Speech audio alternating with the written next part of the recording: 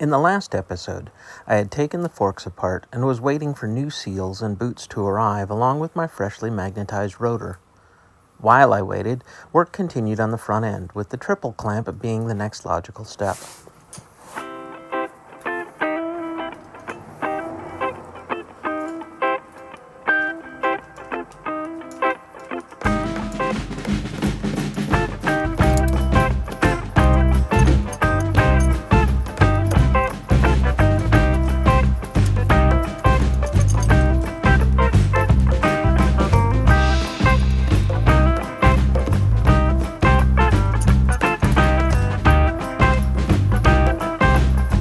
I tried to wiggle the handlebar off first, but it didn't want to let go, and I ended up having to pull the bottom clamp out first instead. Knowing there was a risk of bearings falling, I had set a tray and rag below. Even though most of them stayed in place, one did fall, and I'm happy to report that my tray did its job.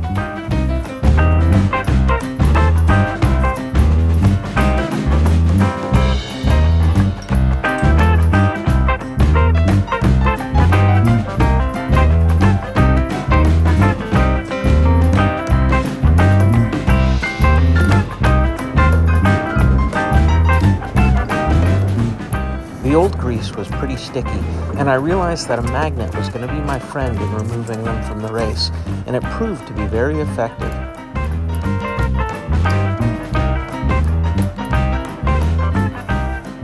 It was a similar story at the upper race.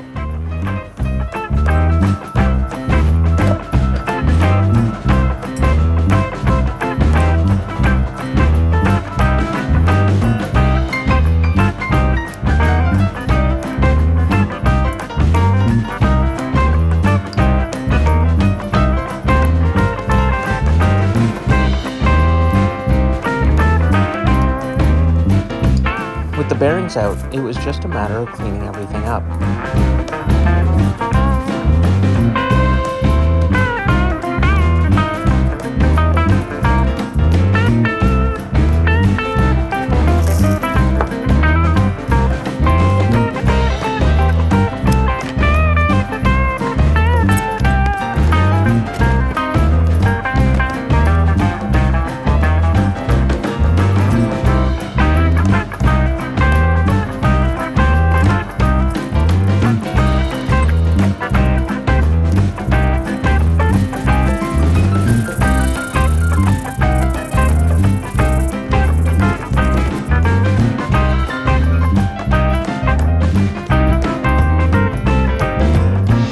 There was a tiny bit of wear visible on the lower race, but as I hadn't been able to detect any notchiness in the headstock, and I wasn't planning on riding this bike very hard, I decided that they would still be acceptable for reuse.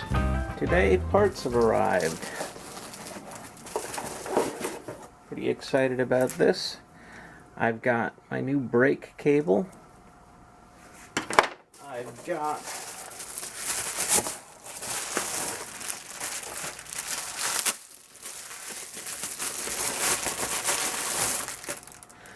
my recharged rotor. It's got a protective metal collar until I get it mounted. Hoping I can get this mounted up today and see if I've got spark. Also hoping to get the front end rebuilt today. Let's see, what else have I got here? I have a kickstand return spring and fork seals, roller for the throttle, and this little tube goes at the front of the gas tank between, it's kind of a bolt spacer.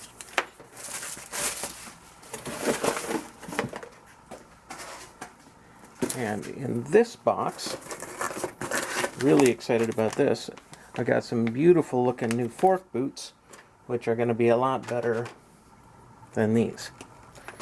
So that'll be cool to get those on. Additionally, I have a new fuel line, a new rubber for the kickstarter. There's a couple of new screws for the points because they were looking a little stripped out. And I got some of the correct bolts for the case cover to replace those Allen heads that I had mentioned in a previous video. Probably won't be the last parts I need, but this is where we're at. really have no idea how difficult or easy this is going to be to get on, but we're just going to give it a shot and see if it'll push right on. So, starting with the keyway, don't forget your key. Slot that in, put it just slightly down on the front side, and hopefully that'll work. And then I'm going to put a bit of assembly lube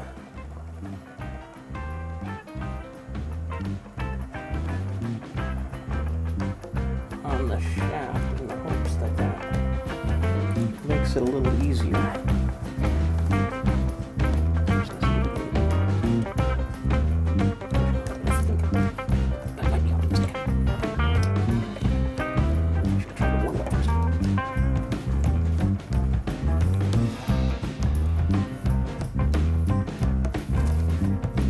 The rotor was a bit tricky to push on. You should really never tap or hammer anything with magnets, but I had to do just a little bit of that to get the rotor started on the shaft. I used a PVC tube so that the impact would be a little bit gentler, but yeah, generally don't do this.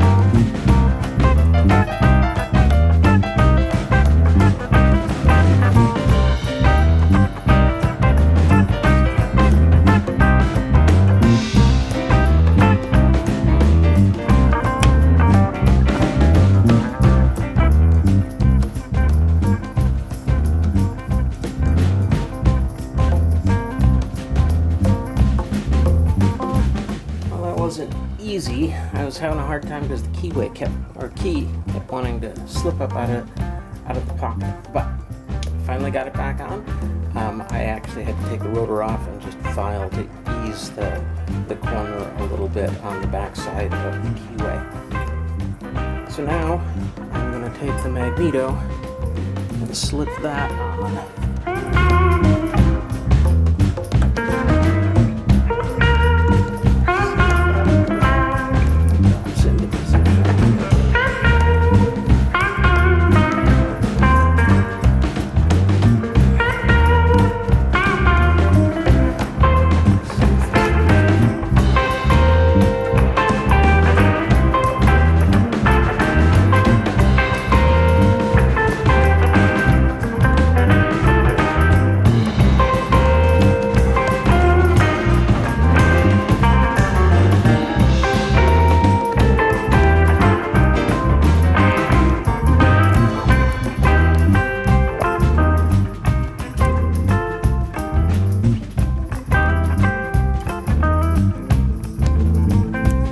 The magneto is held on by 4 screws. These fit through slotted holes to allow the whole unit to rotate so that timing can be set. There is a little timing mark over on this side, and I've got that currently aligned, so I'm going to try and just gradually snug these screws up and see if it...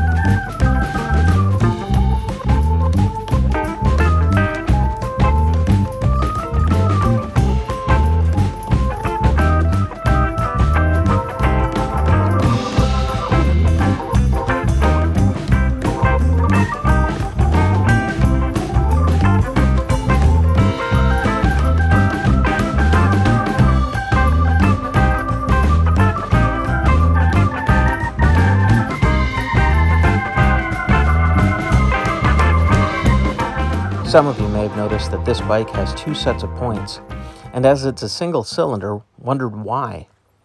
Not really having a great knowledge of things electrical, this one took me a bit of studying to understand. There are 2 coils on the magneto, and one produces power for the horn, headlight, and taillight. These all ground to the frame, while the coil grounds to the point plate. The other magneto coil is providing power for ignition and the stoplight. When the second set of points is closed, power splits and flows to the ignition coil and through the point contact to the brake light. But when it's time to fire the spark plug, these points open to interrupt the flow of power to the stop lamp, so all the power can be focused on the ignition spark. All right, with the magneto installed, now I need to get the cams on there. The cams,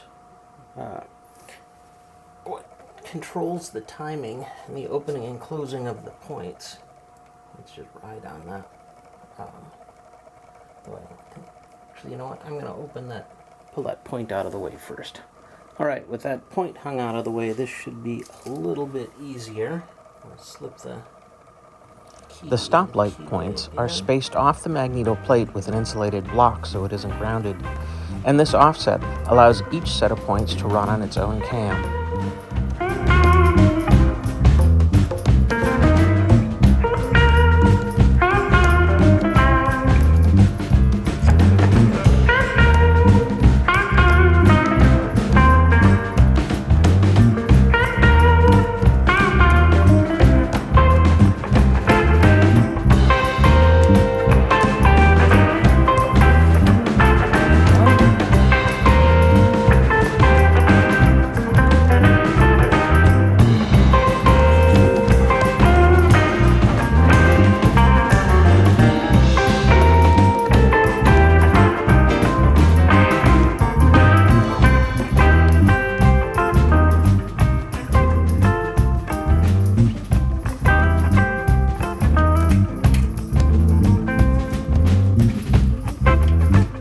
I don't know how tight the cam nut is supposed to be, so I put a bit of medium Loctite on it and improvised a way to snug it up with a screwdriver through the chain.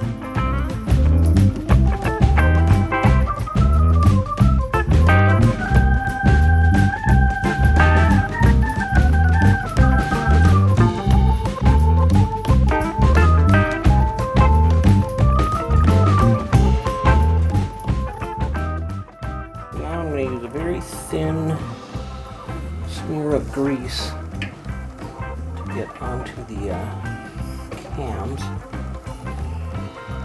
just for the felt to follow on the points.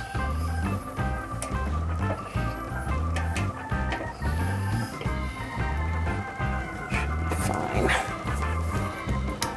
And now I get to reinstall my points. This is the little felt that follows along the cam. These are where I've got some of my new screws.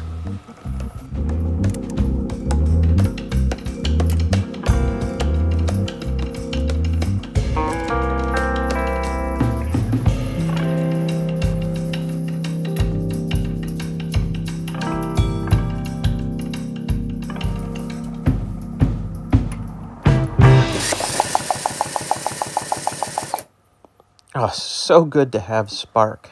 This is a big step in the right direction. Can hardly wait to try and start it, but need to take care of a couple of other things first, like getting the front end back together. First, I need to get the fork seals in.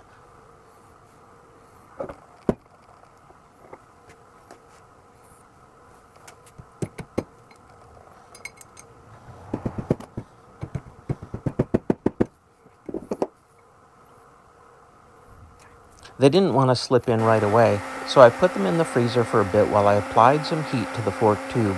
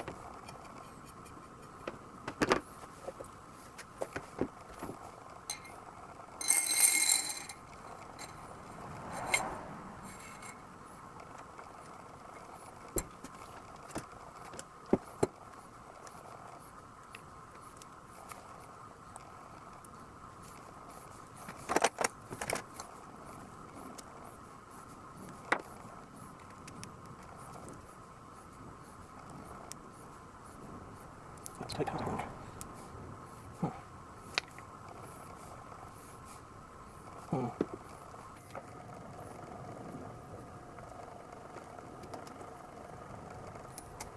Gets me where I need to be.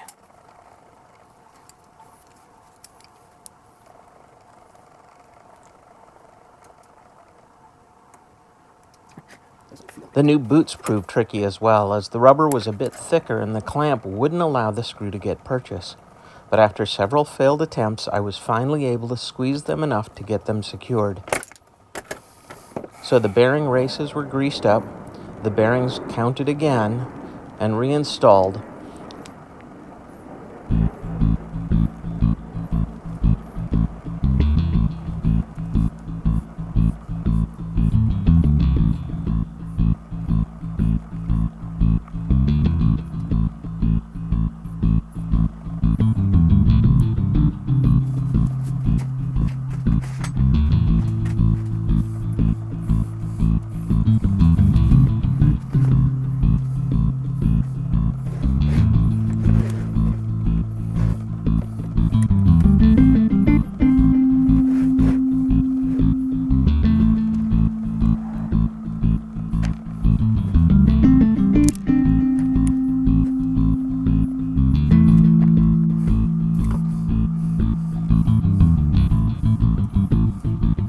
The triple clamp was reinstalled.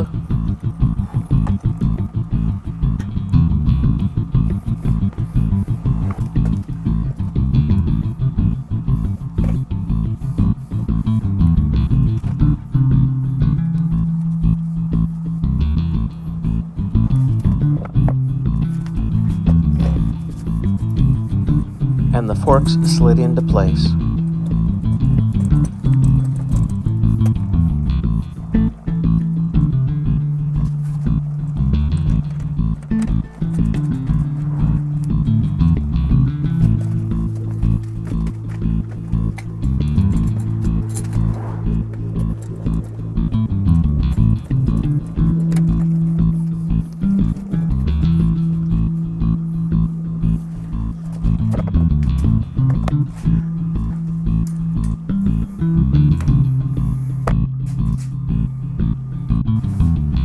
Alright, I'm going to try and get into the carb for the Super 10.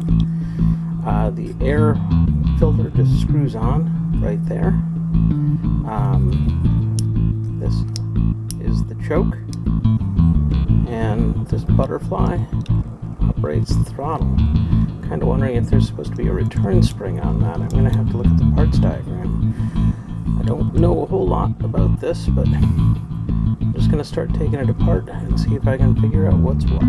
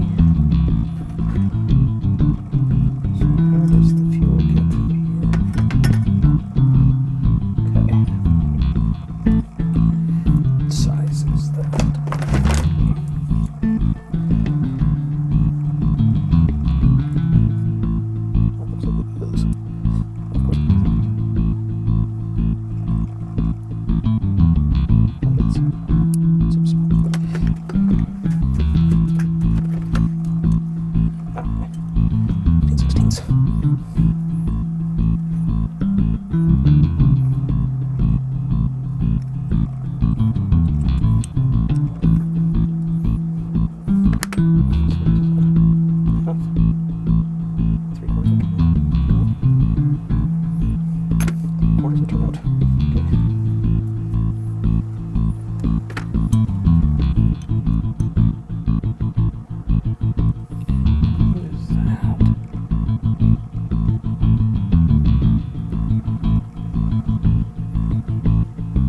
No idea what that little perforated stuff is on there.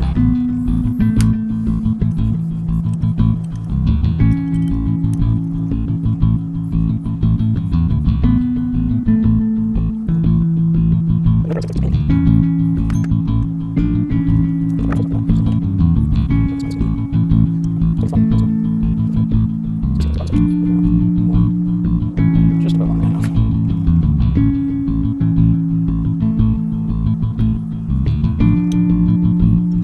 It's a very simple car. Hopefully that hole at the bottom gives it enough to be able to go in. Alright, I gotta see if I can figure out some way.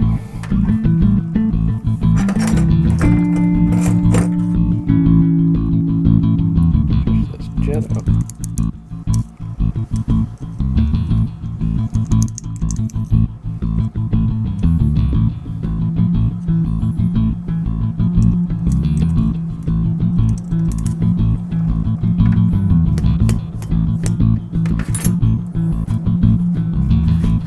So the way I figured out, I've made a little progress. I haven't gotten it all the way out yet, but jet, if I take my needle nose pliers in the hole, kind of twist, just let the natural pressure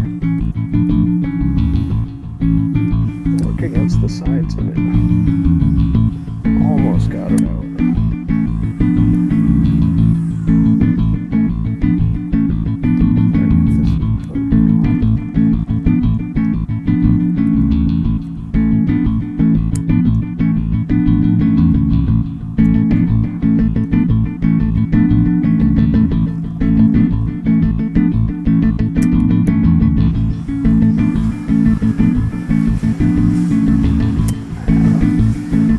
Negative progress there. I gotta get back to it.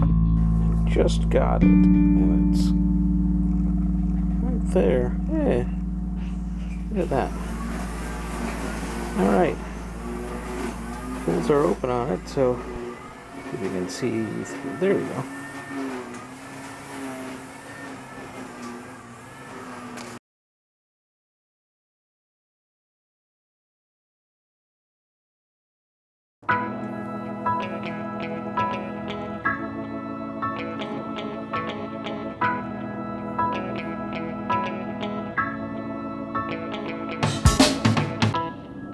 Thanks for watching.